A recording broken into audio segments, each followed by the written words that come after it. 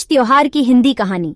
एक समय की बात है, ऐसा मौसम दिख रहा था जब हरियाली अपने चरम पर थी और बादल आसमान को छाता बना रहे थे। यही समय आया था जब महिलाओं के दिल में उल्लास की बगियां खिलने का इंतजार होता था, क्योंकि आ रहा था तीज का पर्व। तीज त्योहार महाराजा श्रवण की पत्नी गौरी को समर्पित है। यह पर्व महिलाओं की विवाहित जिंदगी और खुशहाली की कामना के रूप में मनाया जाता है। बहुत समय पहले एक छोटे से गांव में एक युवती नाम लता रहती थी। वह अपने पतिराज के साथ खुशी खुशी रहती थी, लेकिन एक दिन एक बादल के साथ तेज बारिश हुई। यह बारिश लता की परेशानी थी, क्योंकि वह भविष्य में होने वाले तीज के लिए बहुत उत्सुक थी। बारिश ने उसके तीज की खुशियों को धो डाला। रात को राज ने देखा कि लता अपनी तंगी और दुखी थी। उन्होंने पूछा, लता, तुम क्यों इतनी उदास हो? क्या हुआ है?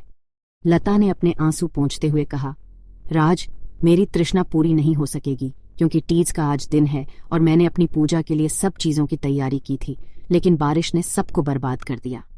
राज ने मुस्कान के साथ कहा, चिंता मत करो लता, मैं तुम्हारी मदद करने का वचन देता हूँ। प्रातःकाल राज और लता ने लगातार कठिनाइयों का सामना किया। उन्होंने अपनी पूजा के लिए जरूरी सामग्री इकट्ठी की और ताजगी के फूलों से सजाया।